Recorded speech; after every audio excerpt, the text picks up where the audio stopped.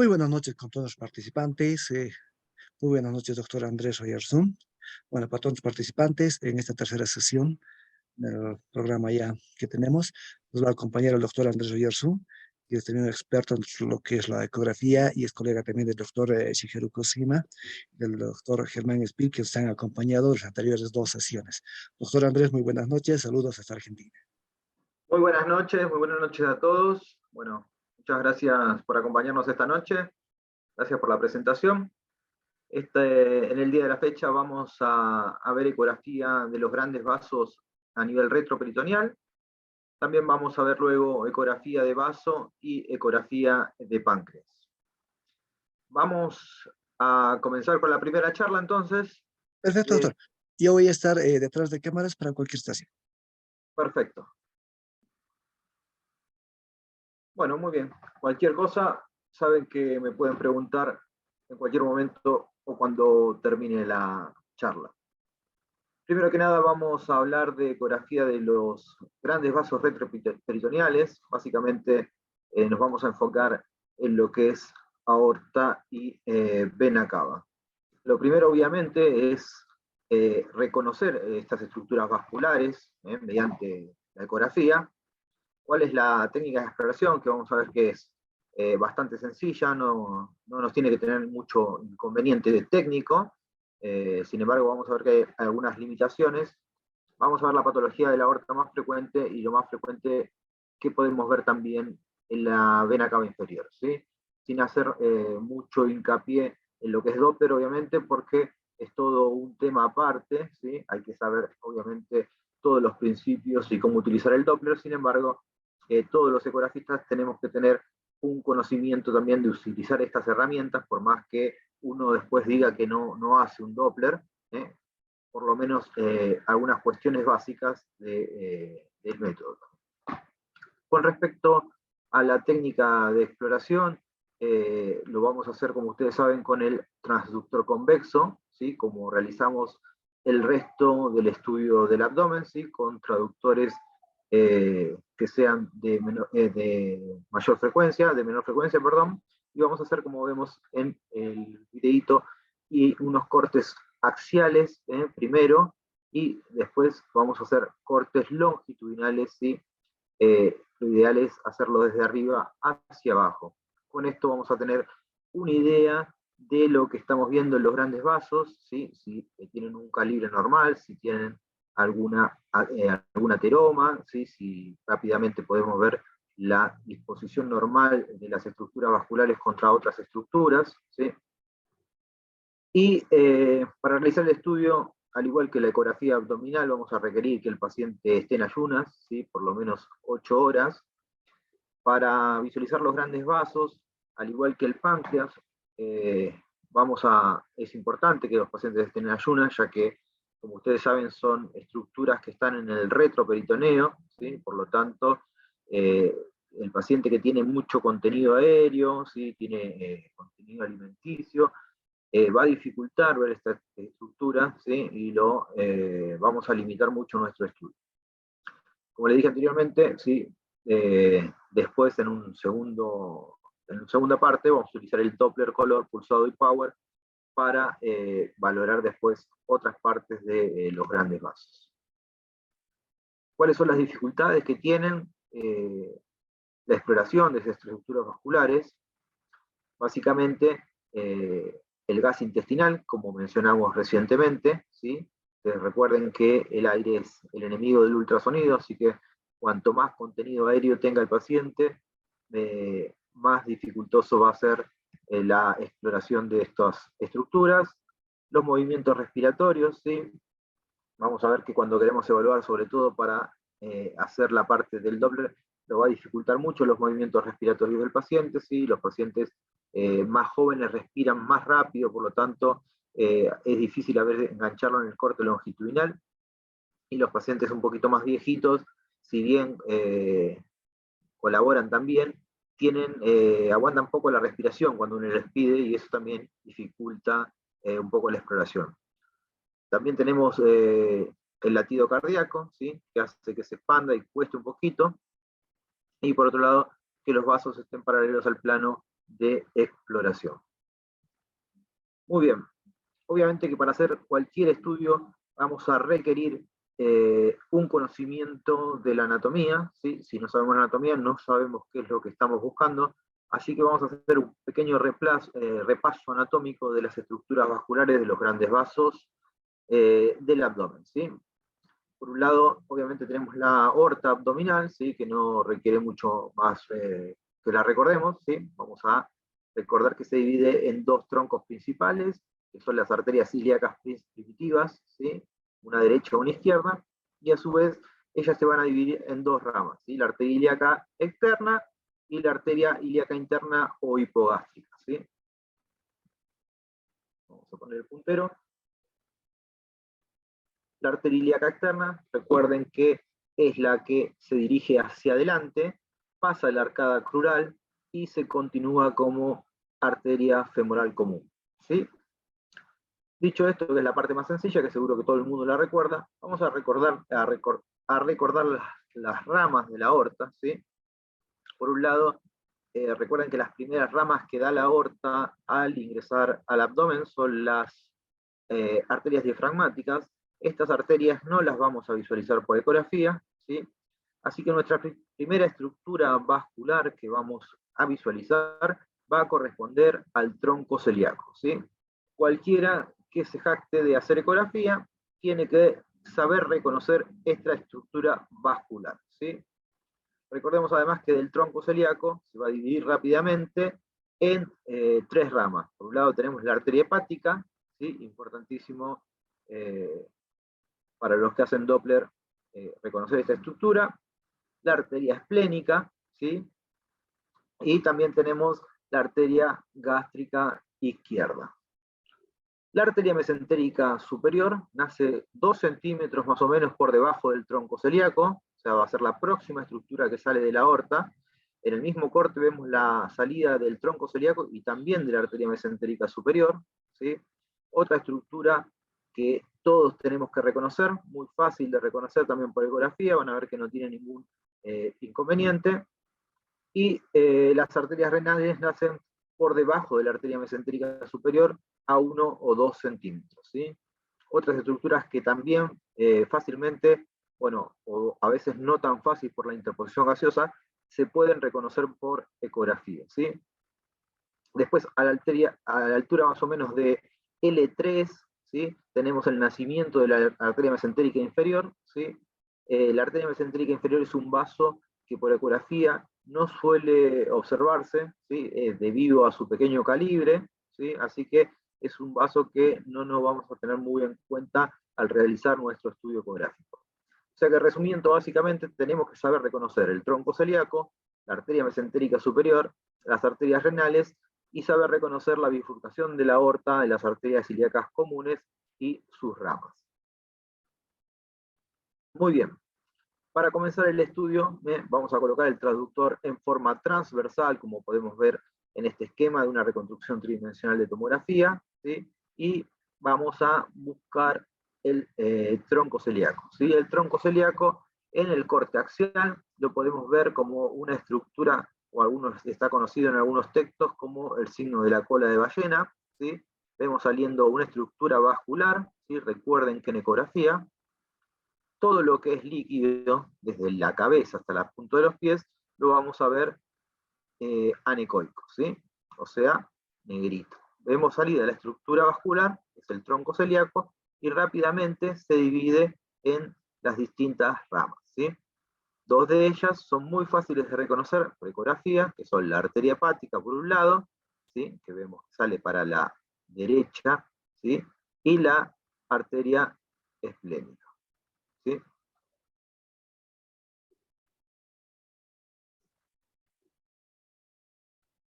Muy bien. Si nosotros desplazamos a caudal el transductor simplemente unos milímetros, ¿sí? No llegar a 1 centímetro aproximadamente, ya nos podemos encontrar con el páncreas, ¿sí? Que lo podemos ver delimitado acá, lo estoy marcando con el puntero. Y por detrás del páncreas discurre una estructura vascular, que en esta diapositiva la estamos viendo pintando en rojo en un segmento y en otro segmento en azul, que corresponde a la vena esplénica. Otro reparo vascular muy importante que todos tenemos que saber, ¿sí? Y por otro lado, en este corte vemos esta área ecogénica alrededor de una estructura vascular que corresponde a la arteria mesentérica superior, ¿sí? Esta área ecogénica simplemente es grasa, ¿sí? Acá tenemos la aorta, la vena cava inferior, la arteria mesentérica superior y la vena esplénica, ¿sí? Este es el corte entonces donde tenemos que reconocer todas estas estructuras vasculares, ¿sí? Es un corte estándar que todos tienen que lograr hacer. Acá vemos lo mismo, fíjense, entonces estos cortes a nivel del compás aortomesentérico, ¿sí? Podemos ver el páncreas, donde se ve claramente la cabeza, ¿sí? El cuello, el cuerpo del páncreas, vemos la estructura anatómica de la aorta, la vena cava. Acá vemos otra estructura vascular que pueden ver que discurre por delante de la aorta, entre la aorta y la arteria mesentérica superior, que corresponde a la vena renal del lado izquierdo en el compás aortomesentérico. Y por otro lado, como les dije anteriormente, justo posterior al cuerpo del posterior al cuerpo del páncreas y ventral a la arteria mesentérica superior, nos encontramos con la vena esplénica, ¿sí? Muy bien. Y por último, les dije que las otras ramas importantes que tenemos que ver de la aorta son las arterias renales, ¿sí? La arteria renal del lado derecho, ¿sí? Generalmente nace en hora 2, como si fuera un reloj, este corte axial, y la arteria renal del lado izquierdo nace también entre hora 2 y hora 4, ¿sí? Para poder visualizarlas tenemos que hacer generalmente bastante presión, ¿sí? Bastante presión, como podemos ver acá, y vemos salir algunas veces en el mismo corte las dos arterias renales, ¿sí? Si logran hacer este corte sería lo ideal. Muchas veces no es tan fácil debido al tejido adiposo que tiene el paciente, ¿sí? Obviamente que esto nos van a pedir muchas más veces, lo vamos a buscar cuando estemos frente a un Doppler renal, ¿sí? Estudio que excede a lo que es una ecografía abdominal de rutina, ¿sí? Ahí vemos señalado con las flechas de colores la arteria renal derecha y el nacimiento de la arteria renal izquierda.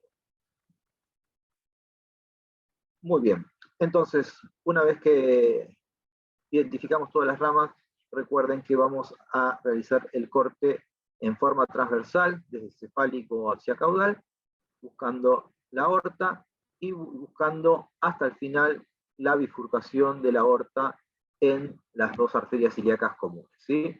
Es bastante sencillo, ¿sí? Van a ver que vemos la aorta y se divide la aorta y también la vena cava en las dos venas ilíacas comunes. Esto sucede generalmente desde el punto de vista topográfico a la altura del ombligo, ¿sí? Si ustedes buscando dónde está, generalmente está donde está el ombligo del paciente. Muy bien.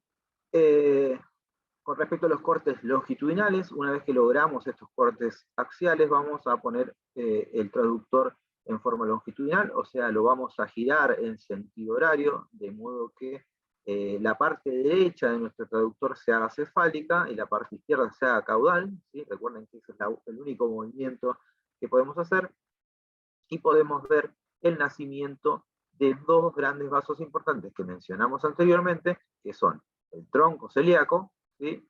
Y la arteria mesentérica superior, ¿sí? La arteria mesentérica superior, fíjense que es mucho más larga, y podemos ver bastante la extensión de esta arteria, ¿sí? Importantísimo que veamos bien el origen, ¿sí? Si ustedes quieren evaluar si ese vaso está permeable, simplemente pueden utilizar la herramienta del Doppler color, que les decía, no hay que ser un genio o tener gran conocimiento del Doppler para ver si está permeable. Hay un botón, que es el botón color, ¿sí? Obviamente que también hay que saber setearlo entre los parámetros del PRF y de la escala y la ganancia color que hay que aprender, pero fíjense que simplemente tocando un botón podemos evaluar la permeabilidad de estos vasos. si bien no es todo lo que hay que hacer en el Doppler, hay que hacer mucho más, obviamente, evaluar velocidades y otros parámetros, pero para tener una idea general, podemos poner el Doppler color y evaluar que estos vasos estén permeables. Muy bien, si hacemos un corte longitudinal, también podemos encontrar el origen de las arterias renales en este corte ecográfico característico, buscando el signo de la banana peels. Lo que vemos es la aorta abdominal en un corte longitudinal. Recuerden que esto es cefálico y esto es caudal. Acá vemos el hígado, ¿sí?, que utilizamos como ventana acústica, insonando al paciente de la forma intercostal, o el paciente con decúbito lateral izquierdo, que es lo mejor, ¿sí? Y ahí podemos ver, fíjense, por eso es el signo del banana peel o la banana pelada, ¿sí? Vemos la aorta, que correspondería a la banana, y el nacimiento de la arteria renal y de la otra arteria renal izquierda, ¿sí?, que corresponden a la cáscara de la banana, ¿sí? Un corte muy bueno y fácil de hacer. Otra estructura vascular que podemos ver en este corte es la vena cava inferior, ¿sí?, que está ahí ventral a la aorta.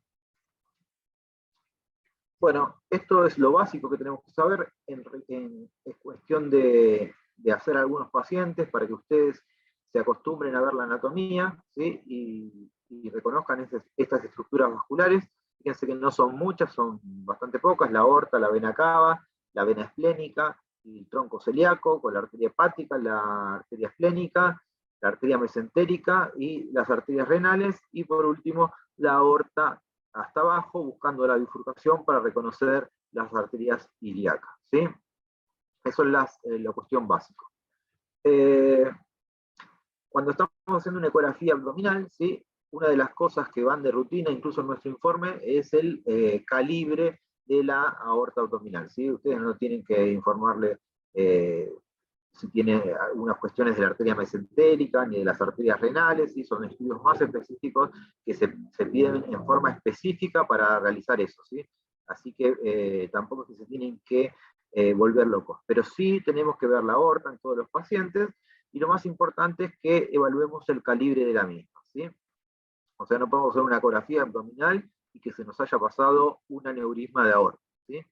Entonces, obviamente que lo primero que tenemos que saber es cuánto mide la aorta. La aorta abdominal mide menos de 25 milímetros, ¿sí? Y este es un valor de esos valores numéricos de los que tenemos que saber siempre, que tenemos que tener en nuestra cabeza, ¿sí? Hablamos de aneurisma de aorta abdominal cuando mide más de 30 milímetros, ¿sí? Por lo tanto, nos queda un rango entre los 25 y 30 milímetros, donde hablamos de ectasia de la aorta abdominal. ¿Sí? Recuerden estos datos, ¿sí? Estos datos numéricos son importantes, no a modo de pasar un examen, sino a modo de la práctica diaria, ¿sí?, a realizar estudios de ecografía abdominal, que son una cantidad enorme de estudios, ¿sí?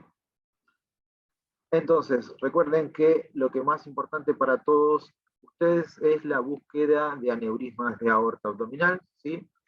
Recuerden que la mayoría de los aneurismas de aorta abdominal son infrarrenales, ¿sí?, o sea, por debajo del nacimiento de las arterias renales, ¿sí? Y vamos a tener distintas formas. Están los aneurismas saculares y los de tipo fusiforme. Por ahí es un poco confuso, así que los voy a mirar. El de tipo sacular es este, ¿sí? Creo que se me corrió y este es el de tipo sacular, ¿sí? Perdón, este es el sacular y este es el fusiforme. Este aneurisma que vemos acá, el del tipo B, es el más frecuente de todos, ¿sí?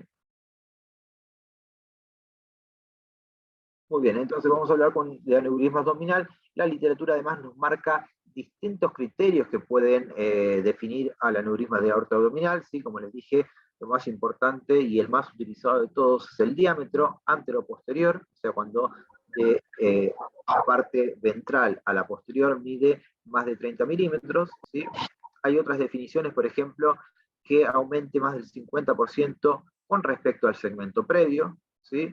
O algunos también aumento de 1.5 veces mayor el diámetro anteroposterior del segmento adyacente, ¿sí? Recuerden también que tenemos aneurismas y pseudoaneurismas. Los pseudoaneurismas no son tan frecuentes como en otras partes, Generalmente los aneurismas de la aorta son aneurismas verdaderos, ¿sí? Relacionados con la ateromatosis, o sea que la mayoría de los pacientes van a ser pacientes más viejos, ¿sí? Que vemos arterias, aortas abdominales de aspecto ateromatoso, tortuosas, y en esos pacientes vamos a encontrar estos aneurismas, ¿sí? Otro dato importante para recordar es que cuando el diámetro es mayor a 55 milímetros, tienen indicación quirúrgica, ¿sí? Por lo tanto, es importante, ¿sí?, que tengamos en cuenta este valor también, porque si nosotros medimos mal, ¿sí?, por ahí estamos metiendo o sacando a un paciente de cirugía, ¿sí? Si bien muchas veces a estos pacientes también los van a complementar con tomografía, ¿sí? Si los pacientes tienen un aneurisma de la aorta abdominal que no supera el diámetro que les corresponde a la cirugía, es frecuente que pidan ecografías, ¿sí?, de rutina, de control, para ver cómo va creciendo el aneurisma, ¿sí?, para controlar el tamaño del mismo, y en el caso de que supere el diámetro que corresponde a la cirugía, los pacientes entrarían en cirugía, digamos. Muy bien. ¿Cuáles son los pacientes que tienen mayor riesgo de desarrollar aneurismas? ¿Sí? Como les dije anteriormente, son los pacientes añosos, ¿sí?, mayores a 65 años, los hombres, los que fuman, los que tienen hipertensión arterial, los que tienen antecedentes familiares o enfermedad vascular periférica, ¿sí? Entonces, en estos pacientes, en los pacientes añosos grandes, digamos, son los que nosotros más vamos a tener que prestar atención en la aorta abdominal, ¿sí? Si nos piden una ecografía de un abdomen por un chico de 20 años que tiene dolor abdominal, tal vez no sea tan importante que nosotros veamos la aorta abdominal, ¿sí? Pero en un paciente añoso, nosotros no podemos dejar de mirarla y que forme parte de nuestro informe. Muy bien, acá vemos un ejemplo de un aneurisma de aorta abdominal, ¿sí? Lo que vemos es la dilatación fusiforme de la aorta abdominal en el corte axial, ¿sí? Se acompaña de trombo mural. Los trombos murales pueden tener una ecogenicidad variable. Esto es el trombo, esta área hipoecogénica periférica, ¿sí? Y acá la podemos ver en el corte axial y en el corte longitudinal, ¿sí? Acá tenemos un ejemplo con un video con Doppler color, cómo se ve un aneurisma. Vemos en la escala de grises la rémola o el humo, ven el flujo lentecido que se encuentra dentro del aneurisma, y en el Doppler sucede algo similar, ¿sí?, con flujo de tipo turbulento, y el lentecido, ¿sí?, es lo más común, obviamente por una cuestión hemodinámica. Entonces, ¿cómo vamos a medir el aneurisma? Recuerden que el diámetro más importante para definir el aneurisma es el diámetro anteroposterior, ¿sí? Entonces, lo vamos a medir en este sentido, ¿eh? Entonces, aparte de eso, vamos a tomar medidas adicionales siempre que podamos, ¿sí? Si bien estas medidas, al momento de que al paciente lo vayan a operar, se pide una tomografía, una angiotomografía, ¿no?, para calcular mejor las medidas, y de este modo pedir mejor el material protésico para el paciente. Pero nosotros podemos medir las mismas medidas que medimos con tomografía en ecografía, ¿sí? Y esas incluirían el diámetro anteroposterior, ¿sí?, que recuerden que no, acá se los puse de vuelta, que la aorta nunca pasa los 30 milímetros. El corte longitudinal, podemos medir la extensión longitudinal del aneurisma, podemos medir los cuellos, ¿sí?, a nivel superior e inferior del aneurisma, y podemos tomar el diámetro de las arterias ilíacas. Otro dato que también podemos medir, que también no es tan fácil por ecografía, es la distancia a la arteria renal, ¿sí? A cuántos centímetros de la arteria renal se encuentra el cuello superior del aneurisma. Muy bien, acá tenemos algunos ejemplos, fíjense cómo medimos la aorta en sentido anteroposterior.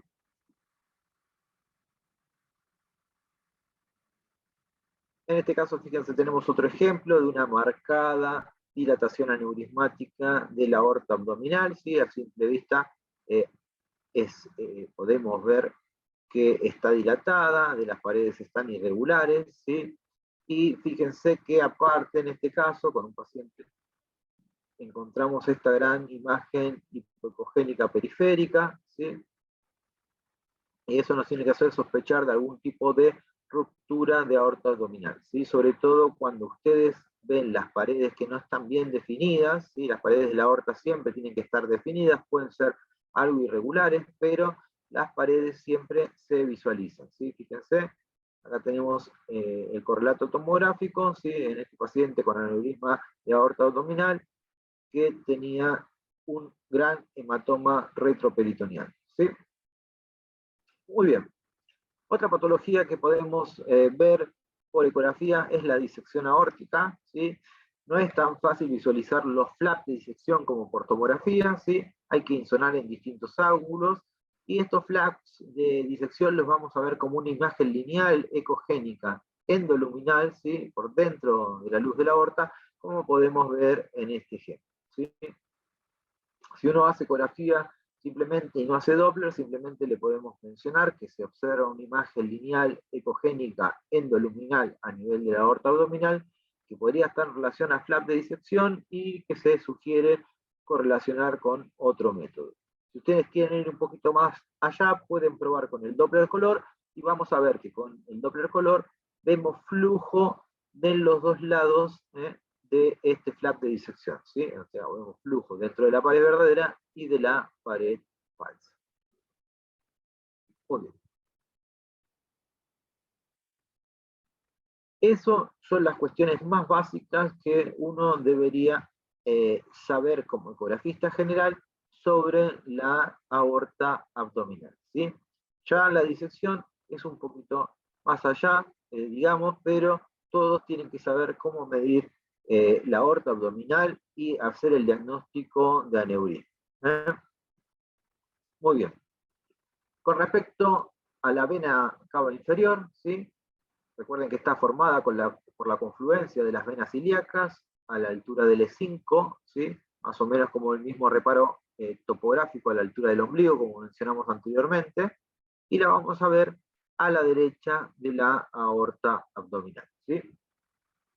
Este gráfico está muy lindo, y fíjense cómo la vena renal, para que la recuerden, la vena renal izquierda cruza la aorta por delante, ¿sí? Y vemos la vena acá, vemos la arteria mesentérica por delante que le pasa en el compás aórtico mesentérico, como veíamos en el primer esquema al principio de esta charla. Muy bien.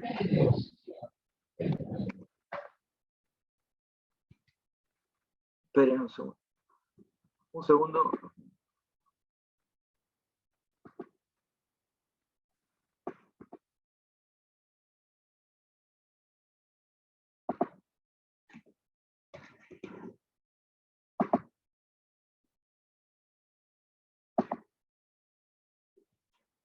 Perdón, me quedó el audio de una grabación. Vemos fácilmente la anatomía de la vena cava inferior, ¿sí? Como pueden ver, usamos el hígado como ventana acústica para visualizar la vena cava, ¿sí? En el corte longitudinal y en el corte axial la podemos ver claramente, vemos las distintas estructuras anatómicas, el hígado, la otra estructura anecoica por delante de la vena cava inferior corresponde a la vesícula, ¿sí? Y la vena cava, recuerden que la vamos a ver más o menos expandida de acuerdo a la hidratación que tenga el paciente, ¿sí? En los pacientes más jóvenes también la vamos a ver un poquito más distendida que en otros pacientes, ¿sí? Otra cosa que la vena cava, como cualquier estructura vascular, es compresible, es colapsable. Si ustedes aprietan con el traductor sobre el paciente, podemos ver cómo la misma se colapsa, ¿sí? Esta compresión extrínseca de la vena cava nos ayuda a decir que esa vena cava no tiene material endoluminal, o sea que está compresible y que no tiene signos de trombosis venosa profunda, ¿sí? Muy bien. Entonces, recuerden la estructura de la vena cava, ¿sí? A nivel retrohepático, en su porción retrohepática, recibe a las venas hepáticas, ¿sí? Las cuales van confluyendo, como podemos ver en estos dos esquemas, y nosotros es lo que vemos cuando hacemos una ecografía abdominal y estamos viendo el hígado, ¿sí? Vemos estas estructuras vasculares, ¿sí? Que confluyen hacia la vena cava. Les pongo el puntero nuevamente, un segundo. cómo esas estructuras vasculares confluyen a la vena cava, formando también llamado el signo del conejito de Playboy o el signo del alce, ¿sí? Por la carita que hace en este corte. Básicamente podemos poner el Doppler color también y podemos ver la permeabilidad de estas venas hepáticas o suprahepáticas, como quieran llamarle. Y fíjense en el estudio dinámico de la vena cava, cómo podemos ver cómo se va colapsando o va transmitiendo la expansión del latido de la aurícula derecha, que está a este nivel, ¿sí? Hacia la vena cava, ¿sí? En el color es muy feo. También hay otra estructura vascular que podemos ver acá, que es la arteria renal que antes habíamos mencionado. Variantes anatómicas de la vena cava hay muchas, ¿sí? Tenemos distintas variantes que no son tan fáciles de visualizar a veces por ecografía, como sí lo son por tomografía, ¿sí? Las variantes son relativamente frecuentes.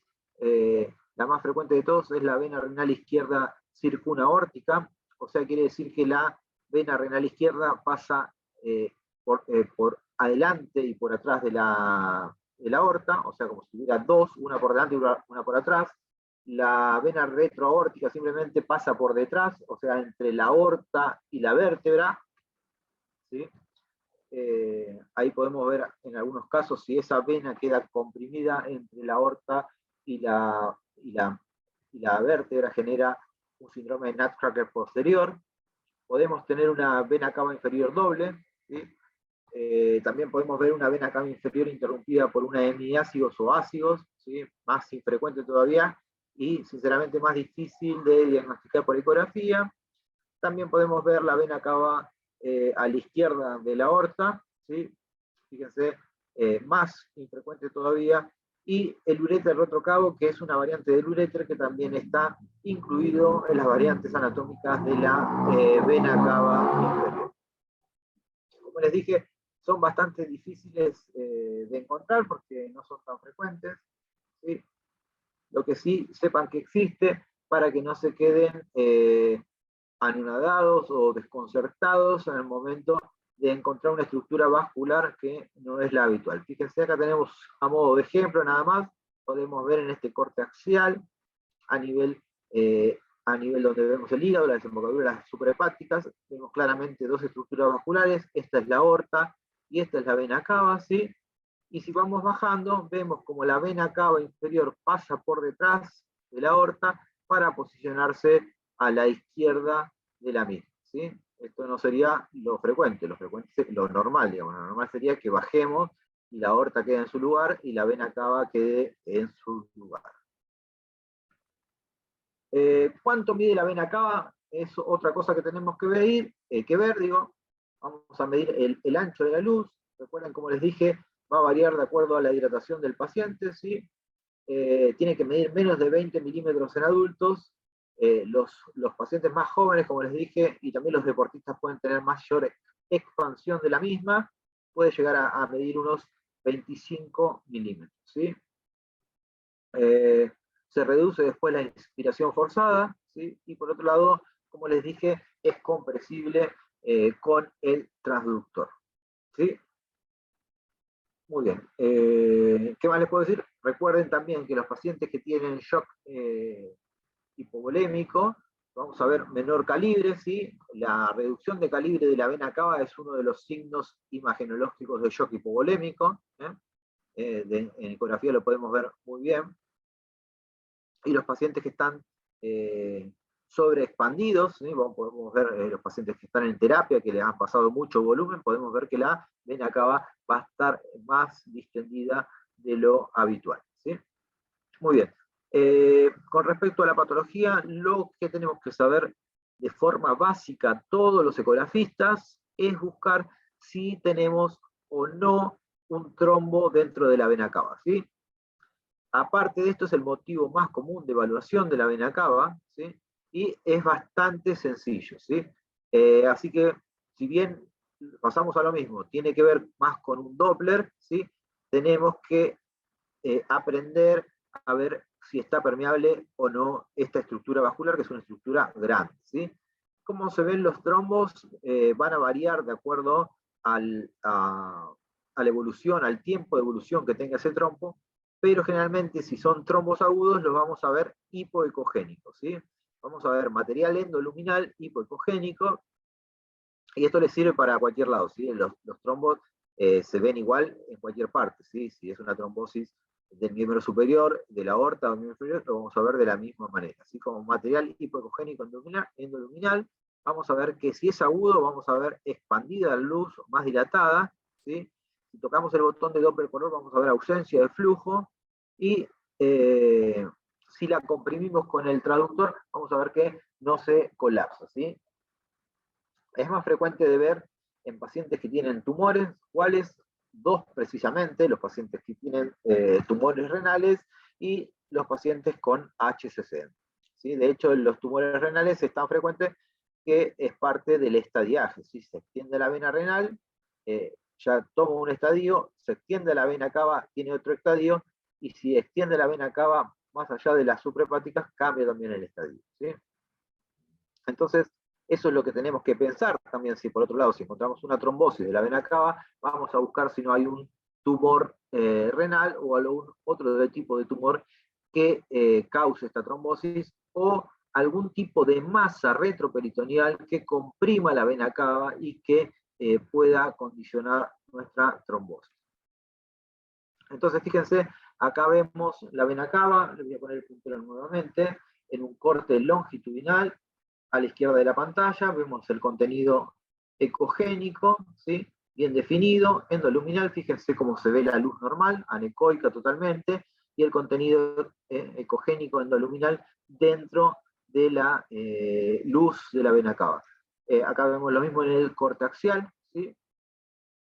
Vemos claramente en este corte, donde deberíamos ver la confluencia de las suprahepáticas, este trombo dentro de la vena cava. Acá tenemos un ejemplo muy bonito, ¿sí? Una foto que salió muy bonita porque vemos el material endoluminal dentro de la vena cava, vemos todas las estructuras vasculares, fíjense, vemos la arteria aorta, ¿sí? Vemos la arteria renal por detrás de la vena cava, llegando a la aorta permeable, vemos la vena renal izquierda que está permeable, y vemos la vena renal derecha que tiene contenido endoluminal también, ¿sí? Como les dije también, muchas veces fíjense si las distintas estructuras que vemos pueden causar una compresión extrínseca. Recuerden que las compresiones extrínsecas pueden condicionar después con el tiempo también algún tipo de trombosis. En este caso, la vena cava está compresible, no pareciera que tuviera ningún contenido endoluminal, sin embargo, esta imagen quística, ¿sí?, condiciona fácilmente la compresión extrínseca, ¿sí? Otra vez, esta pequeña estructura vascular que vemos en el corte axial corresponde a la arteria renal. Y por otro lado, es muy importante, si una vez encontramos trombosis en la vena cava, nos fijemos hasta dónde se extiende, ¿sí?, en forma cefálica y también en forma caudal. Así que vamos a ir bajando, buscando las arterias ilíacas, y fijarse si las mismas no tienen el mismo contenido endoluminal, ¿sí? Vamos a poner el Doppler color, ¿sí?, y vamos a ver lo mismo, las venas expandidas con material hipoecogénico endoluminal, ¿sí?, con ausencia de flujo. Si ustedes no tienen mucha idea del Doppler, ¿sí?, espero que en el día de mañana se interioricen más en ultrasonido y puedan tener conocimientos de Doppler, por lo menos sepan que si nosotros ponemos el Doppler color y vemos flujo en una arteria, ¿sí?, en este caso la arteria ilíaca, ¿sí?, y no vemos flujo en la vena, hay un problema en la vena, ¿sí?, porque la vena, como tiene menos flujo, deberíamos poder ver, ¿sí? Muy bien. Esto es lo más general que cualquier ecografista, como les dije, tiene que saber sobre los grandes vasos. Básicamente, mirar la aorta, saber mirarla, saber recorrerla, ver los grandes vasos, las ramas principales de la aorta, saber si el calibre de la misma es normal. En el caso de que nos encontremos con una dilatación aneurismática, la cual es sumamente frecuente, saber cómo medirla, saber lo que le vamos a informar, y también valorar la vena cava, sobre todo en los pacientes que tienen sospecha tanto de trombosis o una alteración hemodinámica para ver si la misma tiene sobreexpansión o la misma puede estar colapsada. Muy bien. ¿Hay alguna pregunta sobre esta primera presentación?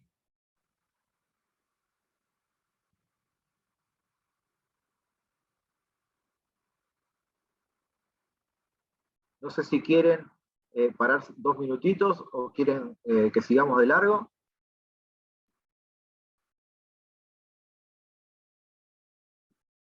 No sé si me están escuchando. Sí, doctor, se lo escucha.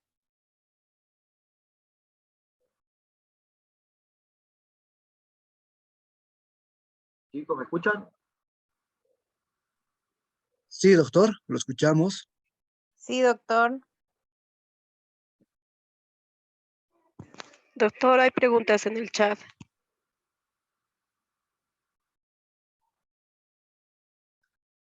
Bueno, vamos a parar 5 minutos hasta las 20:50 y continuamos con la segunda charla esta noche que corresponde a la ecografía de páncreas. Perfecto, doctor.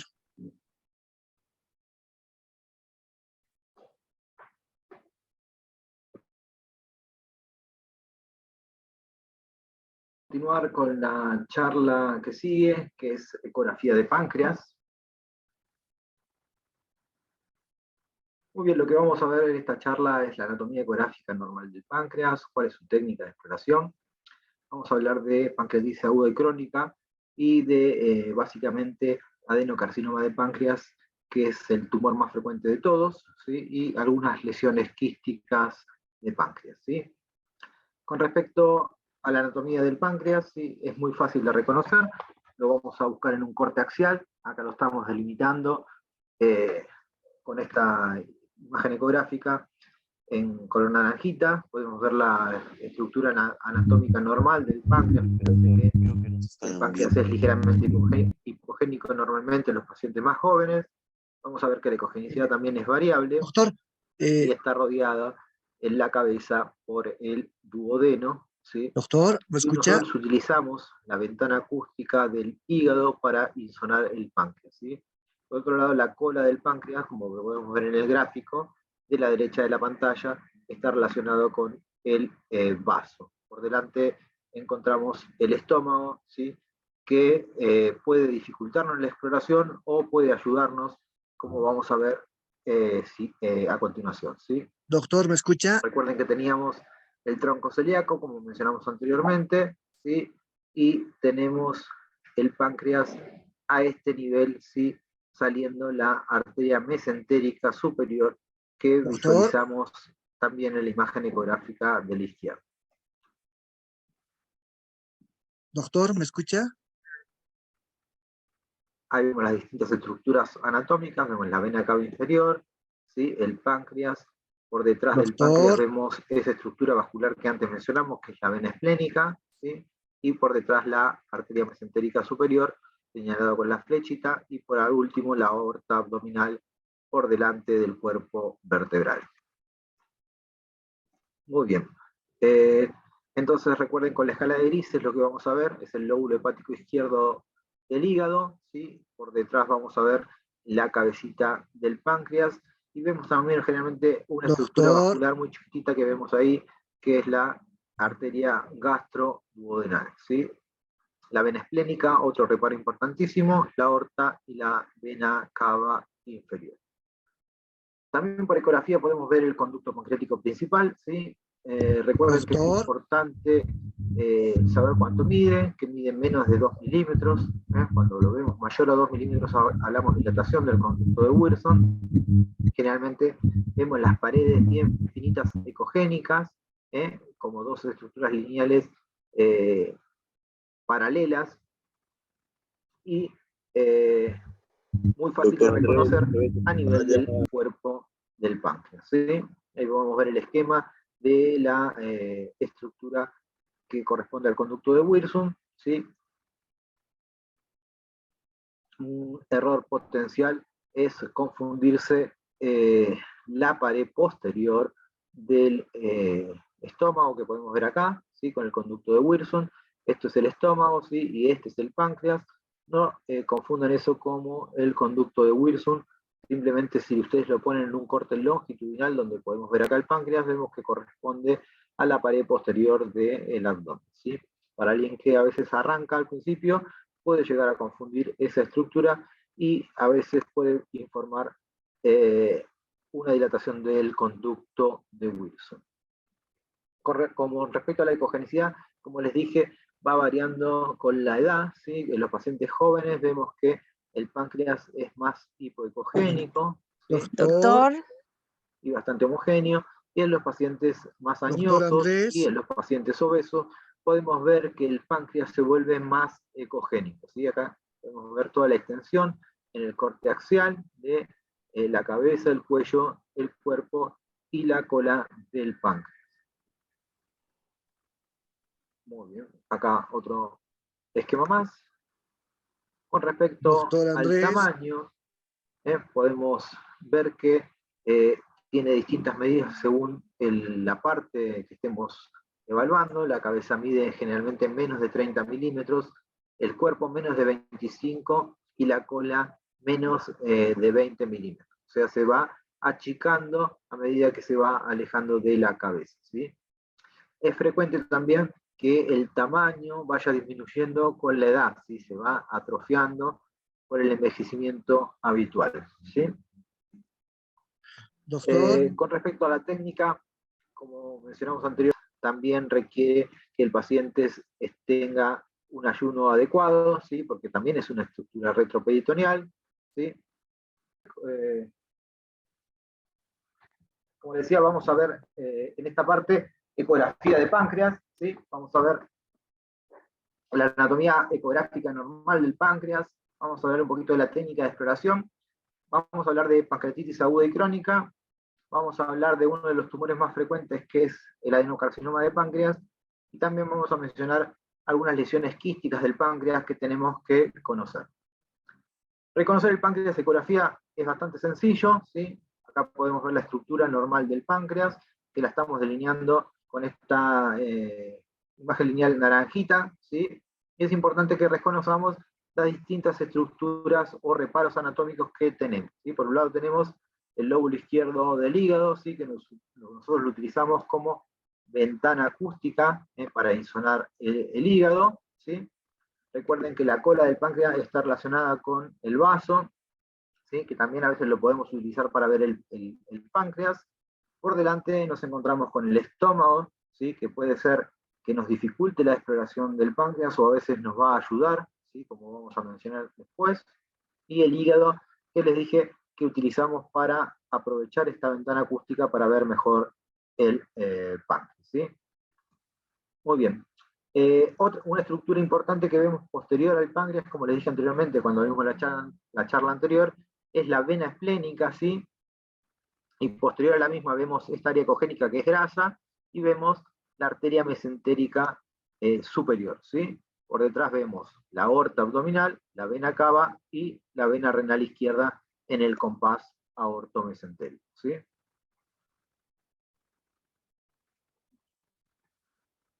Recuerden que tenemos una cabeza, tenemos el cuello, el cuerpo y tenemos la cola del páncreas, ¿sí? Son las distintas porciones que nos encontramos en el páncreas. Los distintos reparos anatómicos que tenemos que saber, ¿sí? Ahí es donde tenemos que buscar el páncreas, ¿sí? Lo mismo nuevamente en esta escala de grises, ¿sí? Lo más fácil de reconocer es la vértebra, por delante de la aorta, a la izquierda encontramos la vena cava, ¿sí? Tenemos el lóbulo izquierdo hepático y tenemos la glándula pancreática. La estructura vascular, nuevamente les menciono, la vena esplénica, y generalmente podemos ver un vasito muy chiquito acá, casi constante, que es la arteria gastroduodenal, ¿sí? Es esa arteria que vemos ahí. Muy bien, tenemos que saber también reconocer el conducto pancreático, ¿sí? El conducto de Wilson. Lo podemos ver mucho más fácil a nivel del cuerpo del páncreas, y tenemos que saber que el conducto de Wilson mide menos de 2 milímetros, ¿sí? Si lo vemos más de 2 milímetros, lo vamos a considerar que está dilatado. Generalmente lo vemos como dos imágenes lineales ecogénicas, separadas por un poquito de líquido anecoico, ¿sí?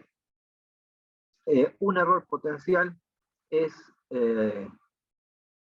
confundir el conducto de Wilson con un pseudoconducto, ¿sí? Sobre todo para los que recién arrancan, ven una estructura lineal hipoecogénica a este nivel, ¿sí? Y pueden confundirse eso con el conducto de Wilson, ¿sí? Esto que estamos viendo acá es el estómago, ¿sí? Y esa vendría a ser la pared posterior del estómago, y recién acá, posterior a la misma, comienza el páncreas, ¿sí?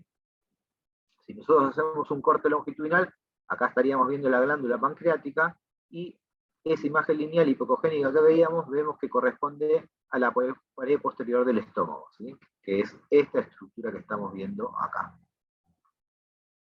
Con respecto a la ecogenicidad, ¿sí? Van a ver que varía de acuerdo a la edad del paciente. En los pacientes jóvenes es normal que la veamos de esta manera, ligeramente hipoecogénica, ¿sí? Bastante homogénea, los márgenes bien definidos. Y en los pacientes más añosos y también en los pacientes obesos, vamos a ver que esa ecogenicidad cambia, aumenta, ¿sí? Debido al reemplazo adiposo. También es frecuente que en los pacientes añosos vamos a ver que se reduce de tamaño, ¿sí? Por el reemplazo y la atrofia del páncreas.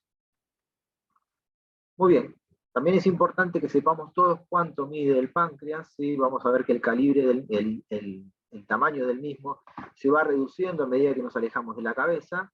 Generalmente la cabeza mide menos de 30 milímetros, el cuerpo va a medir menos de 25 milímetros y la cola menos de 20 milímetros, ¿sí? Recuerden, como les dije anteriormente, que ese tamaño va a variar a medida que los pacientes van envejeciendo, el tamaño se va reduciendo. Con respecto a la técnica de exploración, vamos a utilizar nuevamente el mismo traductor que evaluábamos los grandes vasos y el resto de la ecografía abdominal, o sea, nuestros traductores convexos. Ya sabemos, obviamente, que vamos a pedirle al paciente que venga en ayunas, eso es fundamental, sobre todo para evaluar justo lo que estamos viendo hoy, los grandes vasos y el páncreas. ¿Por qué? Porque son órganos retroperitoneales, ¿sí? O sea que están lo más posterior posible, o sea que cuanto menos aire tenga, más visualización de estas estructuras vamos a tener. Vamos a tratar de hacer distintos abordajes para visualizar el páncreas, lo podemos poner en distintos decúbitos, y a diferencia de la mayoría de los otros órganos que estudiamos en el abdomen, que le pedimos al paciente que inspire profundo y toma aire, acá muchas veces no nos va a servir eso, ¿sí? Si el paciente respira hondo, lo que hace es baja el diafragma y a veces eso, en vez de ayudar, dificulta la visualización. Es mucho más útil pedirle al paciente que hinche la panza, o sea, que saque panza para afuera, como que se haga gordo, como empujándonos a nosotros con su panza, el traductor, y de esa manera va a elevar un poquito el diafragma y el páncreas se va a visualizar mejor. Si nosotros hacemos esta maniobra varias veces, hasta que estemos desplazando un poco las estructuras de las asas intestinales que están ahí, vamos a poder ver mejor el páncreas, ¿sí? No es que nosotros apoyamos, no se ve, se terminó, ¿sí? O apoyan y van a empezar a apretar, van a empezar a desplazar las estructuras y van a ver cómo va cambiando hasta que podemos ver mejor el páncreas. Muy bien. Lo que vamos a buscar primero son cortes axiales, donde vamos a ver la estructura pancreática como mencionamos anteriormente, vamos a ver la cabeza, el cuerpo, la cola, la vena esplénica, la arteria mesentérica superior, la aorta, la vena renal por delante en el compás aortomesentérico y la vena cava, ¿sí?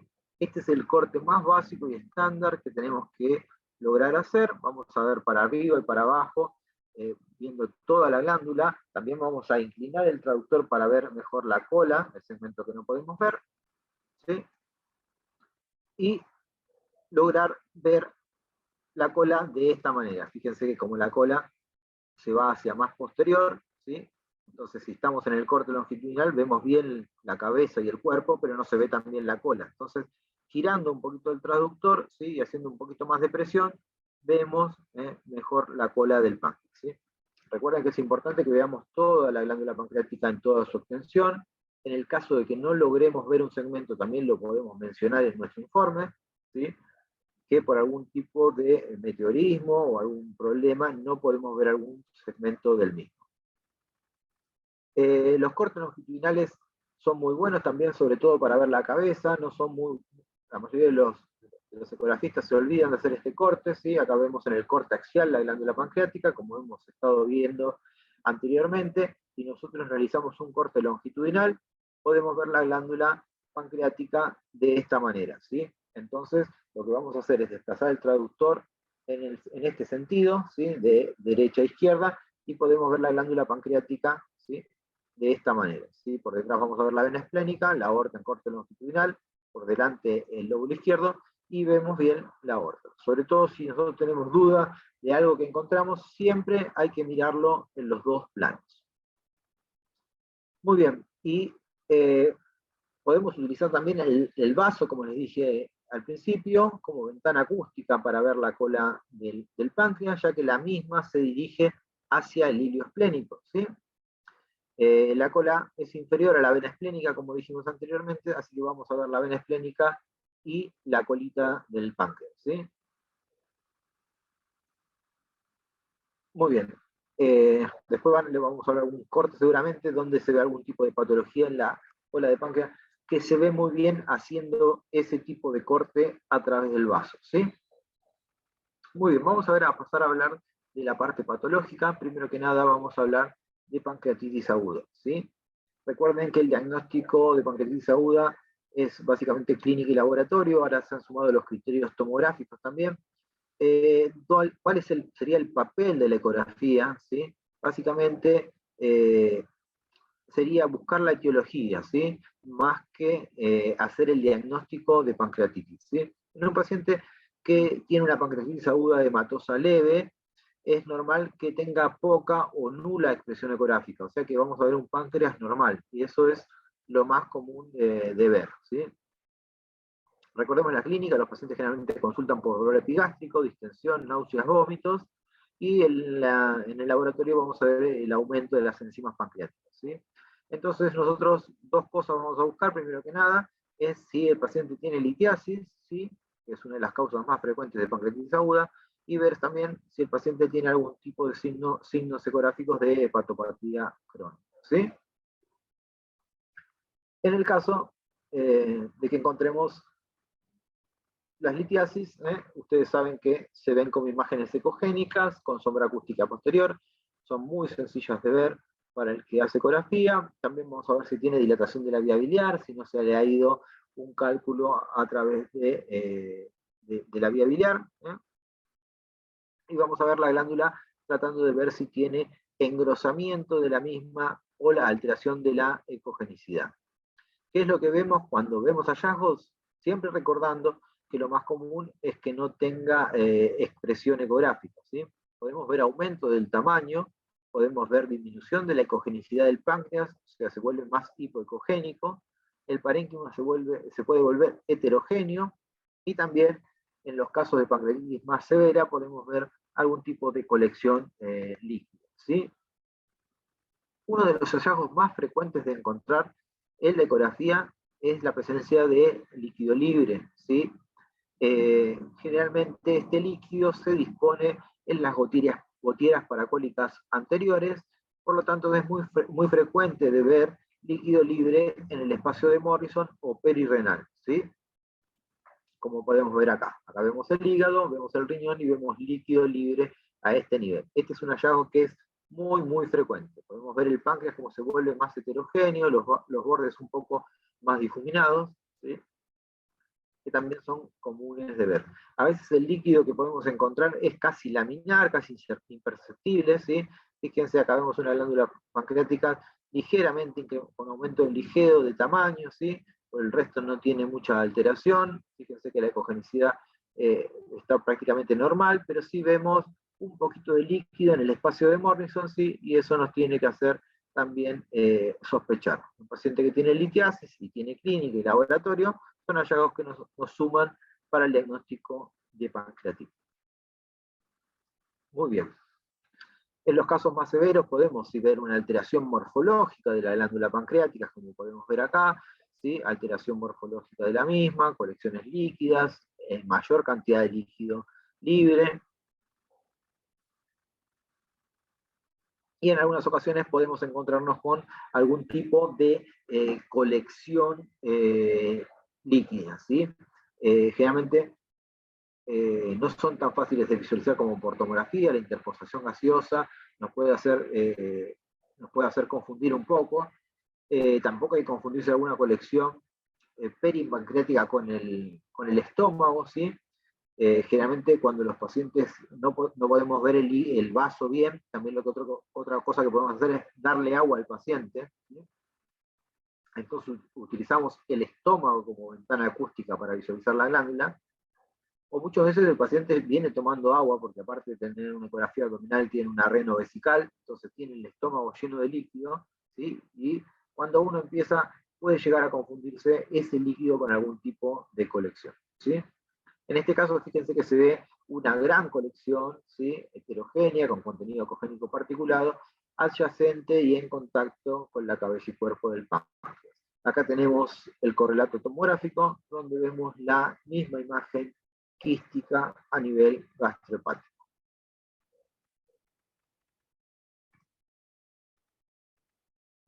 Muy bien, entonces recuerden esos pequeños hallazgos que tenemos que considerar en ecografía pancreática, y recuerden que lo más importante es que estemos buscando la causa de la pancreatitis, ¿sí? Lo mismo con pancreatitis crónica, ¿sí? Lo más frecuente es que pidan una tomografía para evaluar el páncreas. Sin embargo, muchas veces nos podemos encontrar como un hallazgo incidental, estos hallazgos, que nosotros podemos considerar en nuestro estudio para que complementen posteriormente con algún estudio complementario. ¿Cuáles serían los hallazgos que encontramos en los pacientes con pancreatitis crónica? Pueden tener múltiples calcificaciones dentro de la glándula, podemos tener un conducto de Wilson dilatado, de aspecto arrosariado, podemos tener un páncreas más heterogéneo o hiperecogénico, y generalmente se reduce de tamaño, ¿sí? Se vuelve más atrófico. Entonces es frecuente verlo como lo vemos en esta imagen de acá, un páncreas heterogéneo, ¿sí? Con múltiples calcificaciones en su interior, que las vamos a ver como estos pequeños focos ecogénicos, ¿sí? A veces algunos tienen sombra acústica y otros no. Fíjense, otro ejemplo más. Y podemos ver la dilatación del conducto de Wilson de aspecto arrosariado.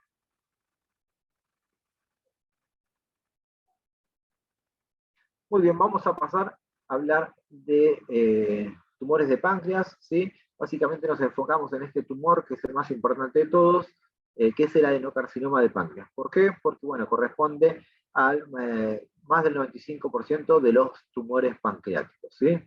Son tumores que son más frecuentes en ancianos, como ustedes saben, tienen mal pronóstico, con un bajo pronóstico de vida al poco tiempo, tienen alta mortalidad, y estos tumores, generalmente en ecografía lo vamos a ver como masas de aspecto sólida, hipoecogénicas, ¿sí?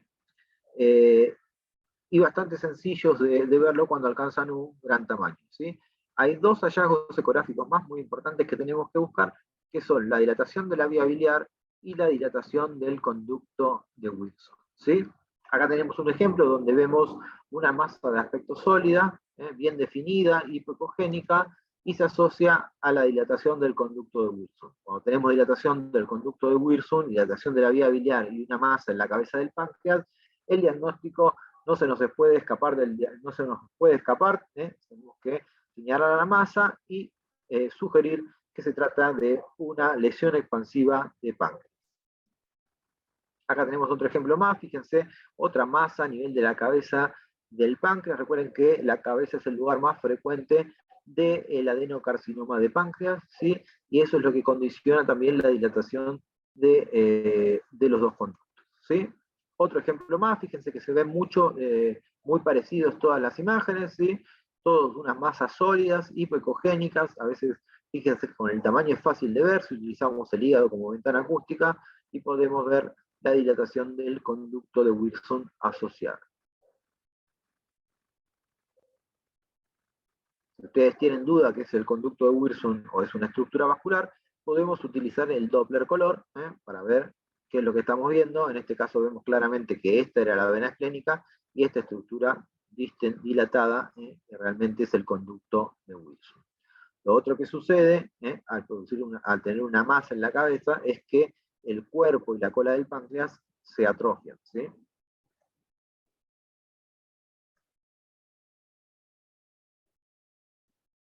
Bueno, a veces podemos ver también grandes masas retroperitoneales de dificultosa valoración, o ver de dónde sale esta masa que se ha extendido. Generalmente el páncreas se extiende, como podemos ver en este corte tomográfico, más allá de la glándula pancreática, ¿sí? Rodeando las estructuras vasculares, haciendo que este tumor ya sea irresecable, ¿sí? Y en ecografía lo vemos como estas masas sólidas heterogéneas, ¿sí? Rodeando el páncreas, y también podemos ver en otras imágenes como las lesiones secundarias, como en este caso, que se ven como imágenes focales hipoecogénicas, algunas en forma de diana, ¿sí? Recuerden que son al examen tomográfico lesiones hipovasculares, y las lesiones secundarias se comportan de la misma manera. También recuerden que no todos los tumores de adenocarcinoma de páncreas están a nivel de la cabeza, si bien la mayoría son a ese nivel, ¿sí? Por eso es muy importante que si no vemos el cuerpo o la cabeza del páncreas, nosotros lo consignemos en nuestro informe, ¿sí? Porque puede ser que estemos obviando un tumor, si le ponemos que el páncreas es normal, ¿sí? Y obviamente con la alta mortalidad que tienen estos pacientes, va a perder mucho tiempo valioso, ¿sí? Aunque esté en el cuerpo o en la cola, lo vamos a ver igual, ¿sí? Como una masa sólida, hipocogénica, ¿sí? Fíjense lo que sucede acá en la tomografía, los bordes anfractuosos, rarefacción del tejido graso, y como lo vemos en la ecografía, de la misma manera que veíamos en la cabeza, como una masa sólida, hipocogénica, de aspecto expansiva. Fíjense cómo la cola se extiende, y acá aparece ya el vaso que mencionábamos anteriormente, a dónde se dirige la cola del páncreas. También siempre miramos bien el hígado cuando encontramos una lesión expansiva, porque nos podemos encontrar con lesiones secundarias, ¿sí? El diagnóstico diferencial va a ser con pancreatitis focal, difícil de realizar mediante la ecografía. Otros tumores pancreáticos, obviamente que cuando encontramos una masa sólida a nivel del páncreas, nosotros por ecografía no le podemos decir categóricamente que estamos frente a un adenocarcinoma de páncreas. Sin embargo, obviamente, dada la alta frecuencia que tiene, va a ser nuestra primera sospecha. Las metástasis del páncreas son lesiones raras también. Algunos tumores, como los tumores renales, pueden dar metástasis pancreáticas, pero no son tan frecuentes. Podemos tener linfomas, ganglios peripancreáticos que pueden confundirnos y a veces informar una lesión dentro del páncreas que no lo es, así que hay que tener mucho cuidado con eso. Y otros tumores pancreáticos, como el tumor neuroendocrino de páncreas. Fíjense que la ecografía se ve prácticamente igual, como una masa sólida hipocogénica. Ese no es tan frecuente en la cabeza, por ahí más frecuente en el cuerpo, ¿sí? Lo vemos también como una masa sólida hipocogénica bien definida, como vemos acá, ¿sí?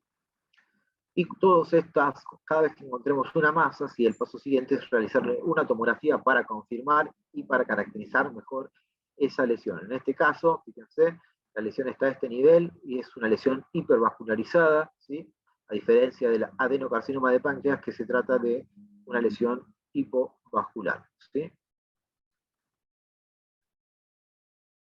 Miren, acá tenemos un lindo ejemplo de un linfoma de páncreas. Estos generalmente son linfomas no Hodgkin de tipo secundario. Los linfomas pueden ser de distintas formas. Puede ser una imagen focal hipocogénica, como hemos visto en otros tumores, o puede tener una forma difusa, donde todo el páncreas está aumentado de tamaño. Fíjense acá, a simple vista, vemos que el páncreas tiene un aumento difuso de tamaño, ha disminuido la ecogenicidad, ¿sí? Este páncreas no es normal. Este páncreas, cuando lo vemos así, sabemos que no es normal. Generalmente cuando tenemos un paciente con linfoma, sabemos que este no va a dilatar el conducto de Wilson y tampoco va a infiltrar las estructuras vasculares. Y por último, vamos a hablar de las lesiones quísticas del páncreas, ¿sí? Los tumores quísticos del páncreas, fíjense que corresponden solo al 5% de los tumores pancreáticos. Básicamente tenemos 4 tumores muy importantes, que son el cistoadenoma seroso, el cistoadenoma mucinoso, la neoplasia papilar mucinosa intraductal y el tumor sólido pseudopapilar, ¿sí? Vamos a hablar, para que recuerden cada una de estas lesiones tumorales, importante diferencias que tienen en imágenes y también con los grupos etarios. Pero antes que eso, lo que tenemos que reconocer son los quistes simples, ¿sí? Así como tenemos quistes en cualquier parte del cuerpo, también existen los quistes intrapancreáticos, que tienen las mismas características de los quistes de otras formas. Son imágenes anecoicas, de paredes bien definidas, con refuerzo acústico posterior, ¿sí? Y la mayoría de estos se trata de algún tipo de quiste benigno, pueden ser algún tipo de quiste congénito, pero siempre tenemos que sospechar también que se pueda tratar de una neoplasia quística maligna de páncreas. Fíjense, acá otro quiste más, fíjense otra imagen anecoica a nivel de la cabeza del páncreas, ¿sí? Que no es expansiva, no produce ninguna otra alteración, ¿sí? A veces muchos de estos pacientes los piden para control. Distintos son estas lesiones multiquísticas, ¿sí? Como podemos ver acá el cistoadenoma seroso. Este tumor es un tumor benigno, un tumor benigno que tiene potencial maligno, ¿sí? Lo vemos como una gran masa multiquística, macroquística, con grandes quistes, a veces pueden tener una calcificación central dentro del medio, ¿sí? Y toma este aspecto de panal de abejas, bien característico, ¿sí? Tanto en la ecografía como en la tomografía. Otro tumor multiquístico es el cistoadenoma mucinoso, tiene también gran potencial maligno. Fíjense que el grupo etario son mujeres más jóvenes, generalmente cerca de los 50 años, y a diferencia del cistoadenoma seroso, que es más frecuente a nivel de la cabeza, se suele situar a nivel de la cola y cuerpo del páncreas, ¿sí? Esta imagen multiquística no está conectada con el conducto pancreático, ¿sí? A diferencia de la que vamos a ver a continuación. La neoplasia papilar mucinosa intraductal, ¿sí? Es más frecuente en varones, añosos. También ven una comunicación con el conducto, como podemos ver en esta imagen tomográfica, ¿sí? Hay distintos tipos, que no nos vamos a meter mucho en eso, con distintos grados de displasia, y por ecografía a veces es muy difícil de visualizar estos tumores quísticos, como podemos ver acá, ¿sí? Comunicados con los conductos pancreáticos. Y por último, tenemos otro tumor de páncreas, que es el tumor pseudopapilar de páncreas, y también, a diferencia de los otros que hemos mencionado, se ve en pacientes más jóvenes aún, en pacientes cerca de los 20 años, es más frecuente en mujeres, y tienen este aspecto mixto, de tipo sólido, con grandes áreas quísticas, como podemos ver en esta imagen ecográfica, donde toda esta masa, centro abdominal, con algunas áreas quísticas, como podemos ver también en el correlato tomográfico, ¿sí? Acá tienen el pequeño resumen para que los recuerden, ¿sí? Es muy importante, fíjense que el grupo etario cambia con respecto a estos tumores, ¿sí? Y recuerden también que tienen distinta localización, ¿sí? Más frecuente en la cabeza, más frecuente en el cuerpo y la cola, este puede estar en cualquier lado, y este genera grandes masas, y fíjense que son pacientes mucho más jóvenes. Por eso se dice que el tumor seroso es más frecuente en las abuelas, el mucinoso en las madres, y el pseudosólido papilar más frecuente en la hija, sería en la gente joven. Muy bien.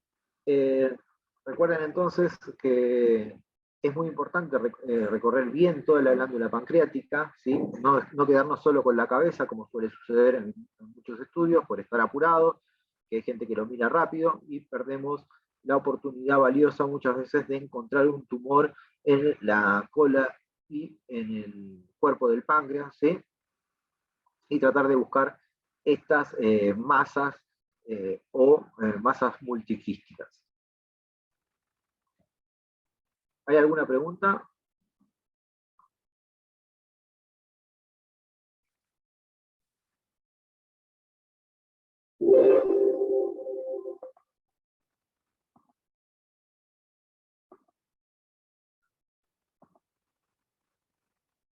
Muy bien.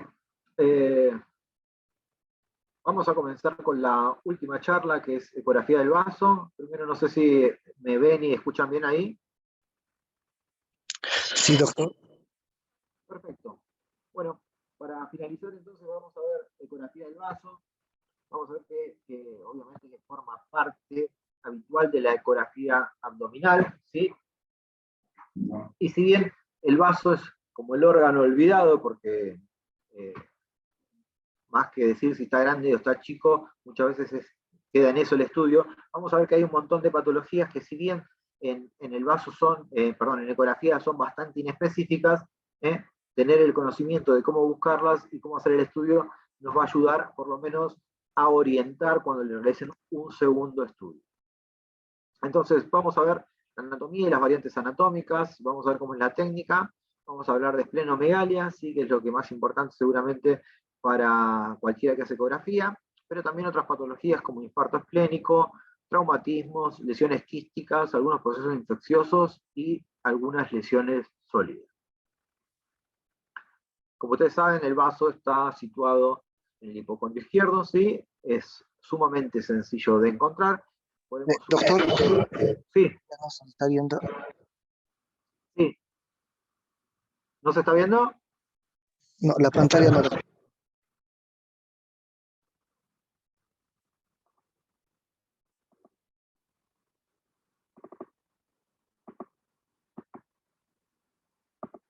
¿Ahora?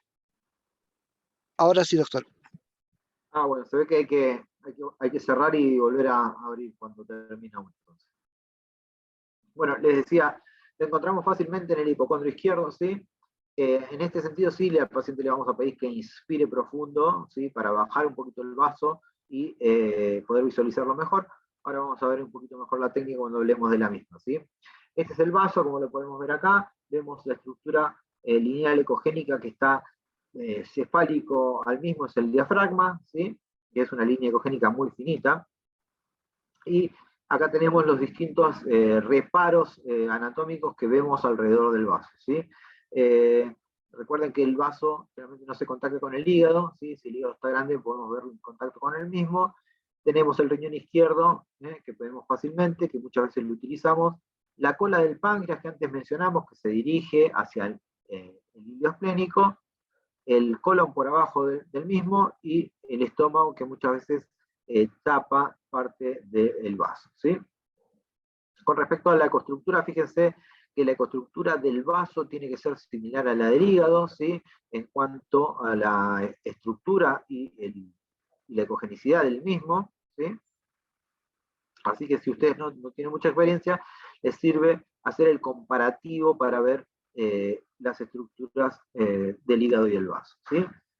Si ustedes ponen el Doppler fácilmente ven que está muy irrigado el vaso, tiene una gran irrigación.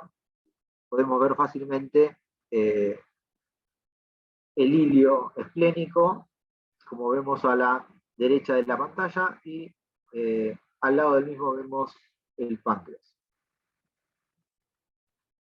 Con respecto a la técnica, o lo podemos hacer en decúbito dorsal o en decúbito lateral izquierdo, ¿sí? Pero vamos a acceder en la forma izquierda a nivel intercostal posterior izquierdo, con distintos grados de inspiración, como dijimos anteriormente, ¿sí? A veces, si ustedes lo insonan muy ventral, puede ser que no lo encontremos. Yo les recomiendo que vayan más posterior, ¿sí? Y muchas veces van a visualizarlo mucho más fácil, ¿sí? Al paciente le podemos pedir que inspire profundo para visualizarlo mejor, pero a veces el diafragma baja y tapa parte del parénquima esplénico.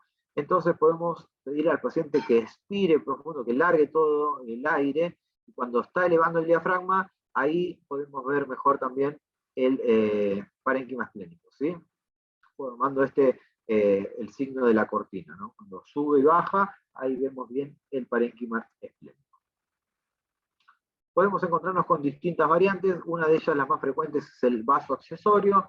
El vaso accesorio es sumamente frecuente, ¿sí? Seguramente más de alguno de nosotros tengamos uno, y lo vemos como una estructura redondeada, de cogenicidad similar a la del vaso, ¿sí? Generalmente están a nivel del hilio, ¿sí? Como podemos ver en estos ejemplos.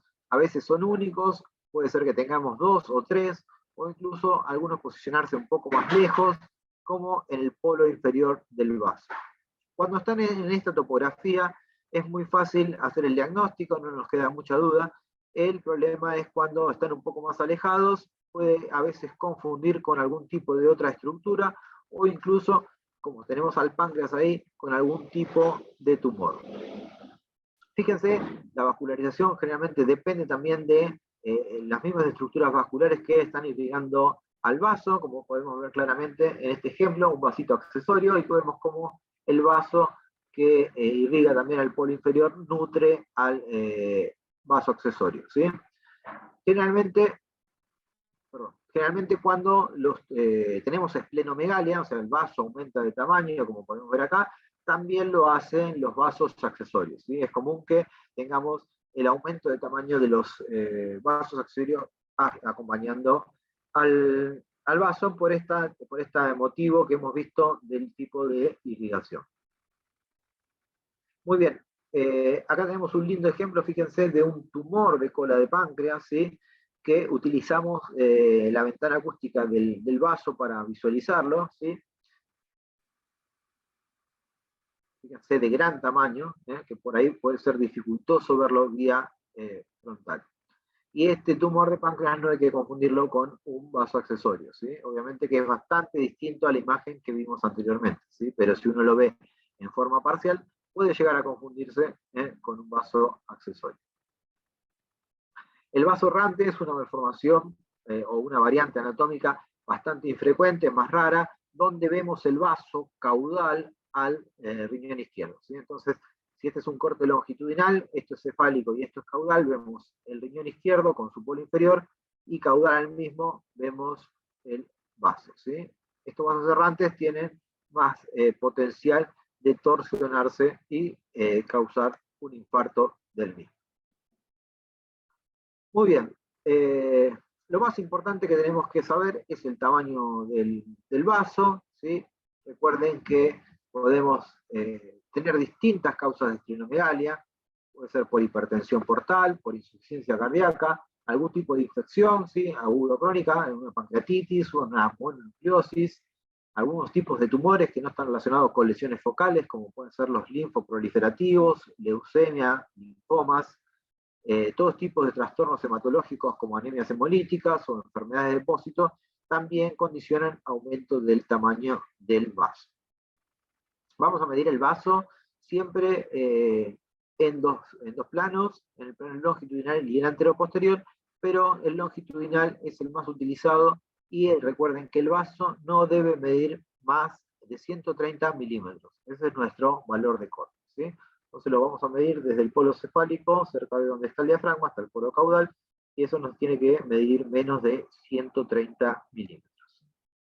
Acá tenemos distintos ejemplos, fíjense, es muy fácil de identificar y de medir. Cuando está grande el vaso, simplemente a simple ojo ya nos damos cuenta que está aumentado. Tenemos que tratar de aumentar el FOV de visión para visualizar el mayor campo posible del vaso. Fíjense otros ejemplos más. En muchas veces nos queda la duda, o está en un valor limítrofe, fíjense, que en este caso estamos midiendo el vaso, llama la atención que está gordo, está grande, ¿sí? Lo medimos en el corte longitudinal, solo nos da 125, pero ahí tenemos el otro corte, que es el sentido antero-posterior, que nunca un vaso nos va a medir más de 40 milímetros, ¿sí? En este caso vemos que tenemos un vaso aumentado de tamaño, aunque el diámetro longitudinal no lo esté. Muy bien, acá vemos otro ejemplo más. Fíjense que son todos muy similares. La mayoría de las esplenomegalias son de tipo homogénea, o sea, el parénquima está simplemente aumentado de tamaño, pero no está heterogéneo. Generalmente cuando las esplenomegalia son muy grandes, 190 milímetros, 200 o más, generalmente están relacionadas con enfermedades hematológicas. Es lo más frecuente, cuanto más grande esté, más frecuente que sea algo hematológico. Sin embargo, fíjense que los pacientes con hepatopatía crónica, como podemos ver acá, en este hígado de aspecto cirrótico, que está asociado a la esplenomegalia, pueden alcanzar un diámetro considerable, ¿sí? Otra cosa que podemos ver, sobre todo en estos pacientes que tienen esplenomegalia y tienen hepatopatía crónica, es la presencia de circulación colateral. La presencia de circulación colateral esplenorenal es una de las más frecuentes que hay en los pacientes con cirrosis, y visualizarla a nivel del hilio esplénico es sumamente sencillo. Vemos estas estructuras tubulares serpenginosas de aspecto vascular, ¿sí? Dilatadas, y si le ponemos el Doppler color, básicamente podemos confirmar que se trata de estructuras vasculares.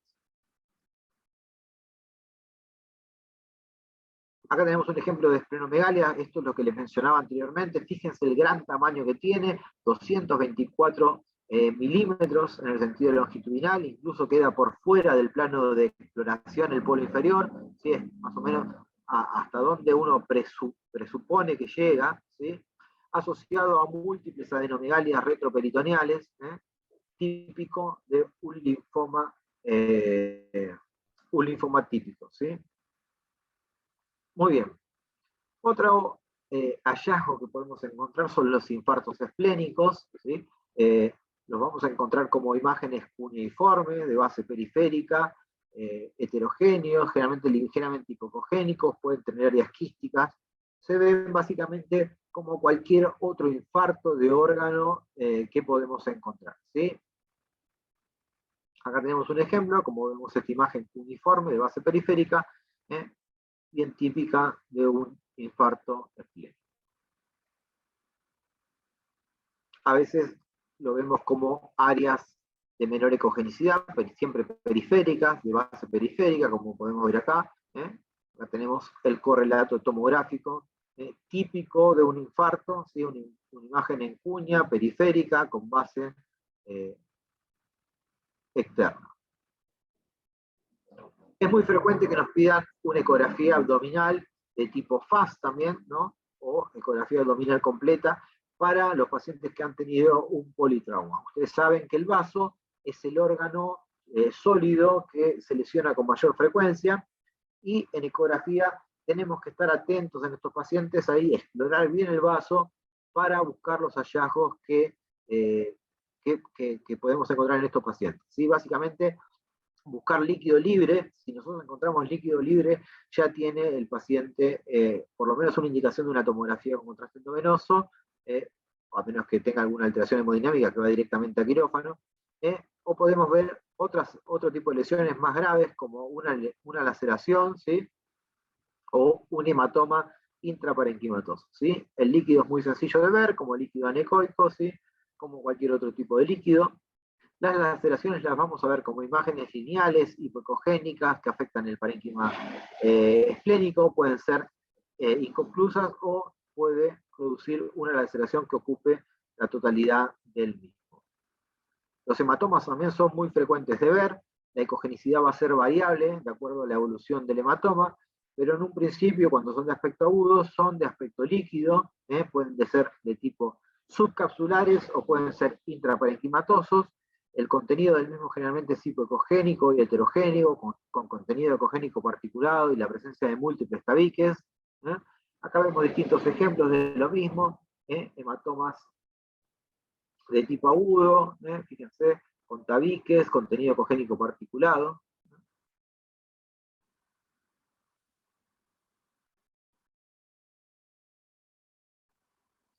Muy bien, ahora vamos a pasar a hablar de las lesiones quísticas del páncreas. Cuando hacemos una ecografía de rutina abdominal o por algún otro motivo, es frecuente encontrarnos con algún tipo de lesión quística en el páncreas como hallazgo incidental, ¿sí? Son varias las causas que pueden producir quistes a nivel del páncreas, pero básicamente nosotros vamos a recordar dos. Vamos a recordar los quistes postraumáticos y los quistes congénitos, ¿sí? Es frecuente que con una secuela podemos ver quistes dentro de la glándula pancreática, a veces de bordes algo irregulares, como podemos ver acá, ¿sí? Siempre anecoicos, con contenido homogéneo y a veces con refuerzo acústico posterior, ¿sí? Muchos de estos pacientes van a referir que no tienen ningún antecedente de traumatismo, entonces vamos a sospechar de algún tipo de quiste congénito, ¿sí? Recuerden que son benignos y generalmente no se toma ninguna conducta y simplemente es un hallazgo más en nuestros estudios, ¿sí? Así que si ven un quiste simple a nivel del páncreas, no se asusten, son bastante comunes y un hallazgo frecuente. Con respecto a las infecciones del vaso, ¿sí? Más allá que podemos encontrarnos con esplenomegalia en los pacientes que tienen algún tipo de infección, como hemos mencionado anteriormente, podemos encontrar impactos sépticos directamente en el vaso, y lo vamos a ver como pequeñas lesiones focales hipoecogénicas, generalmente están distribuidas en forma difusa, como podemos ver en estas imágenes ecográficas, ¿sí? Recuerden que la ecogenicidad del vaso es bien homogénea y no suele tener ningún tipo de lesión focal, ¿sí? Entonces, en un paciente que tiene fiebre y que tiene sepsis, y nos encontramos con estas pequeñas imágenes focales altamente sugestivas de impactos esplénicos. Fíjense que a veces pueden tener mayor tamaño, como podemos ver acá, ¿sí? Como lesiones focales. Si esto viéramos en un hígado, también podrían ser impactos sépticos o también algún tipo de lesión secundaria. Acá tenemos el correlato tomográfico. Más ejemplos de lo mismo, en este caso, estos pequeños microabscesos, que son los que vemos en estos ejemplos, ¿sí? Vamos a pasar a hablar ahora de algunas lesiones focales, ¿sí? Cuando nos encontramos con algún tipo de lesión focal en ecografía de vaso, generalmente son hallazgos bastante inespecíficos y nosotros no podemos dar un diagnóstico de certeza, obviamente. Así que lo más importante es determinar, encontrar la imagen focal, describirla, y obviamente que van a terminar con un estudio de mayor complejidad, ¿sí? Generalmente los hemangiomas, fíjense, pueden verse como se ven los hemangiomas del hígado, como lesiones focales hipoecogénicas bien definidas, pero en algunas ocasiones pueden tener una ecogenicidad más reducida, como podemos ver en esta imagen de la derecha de la pantalla. Otro tumor que podemos ver son los amartomas de vaso, son generalmente de mayor tamaño, son tumores hipervascularizados. Si ustedes ponen el Doppler color podemos ver la vascularización del mismo, ¿sí?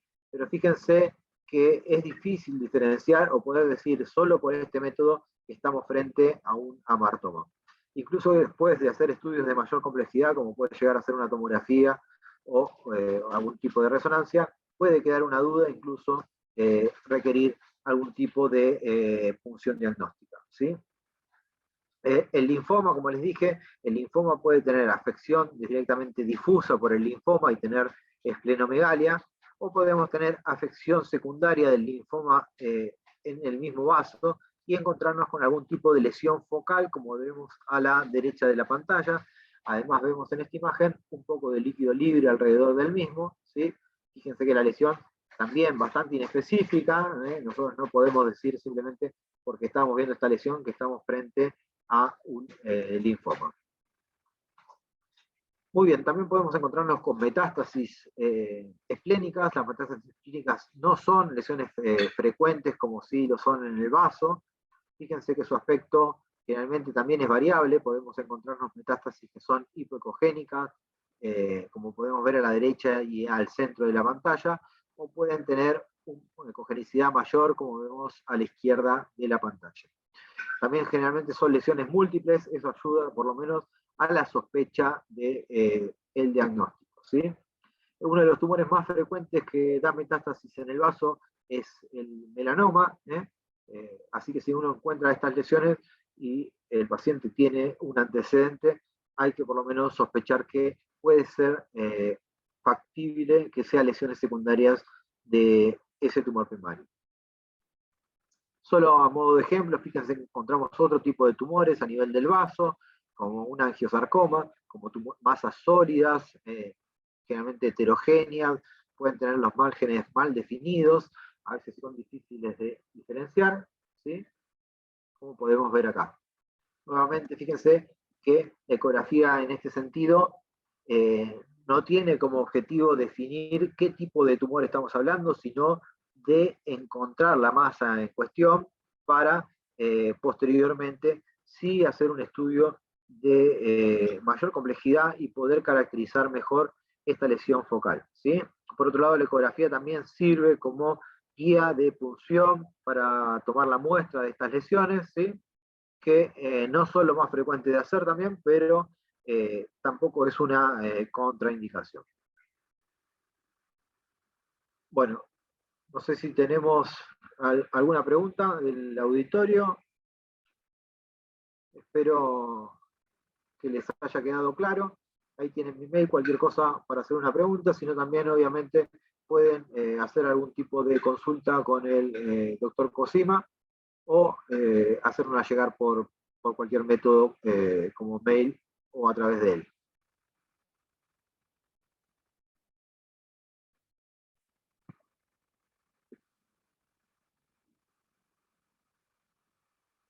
¿Me escuchan ahí? No. Sí, doctor, lo escuchamos. Bueno, ¿hay alguna consulta, alguna duda?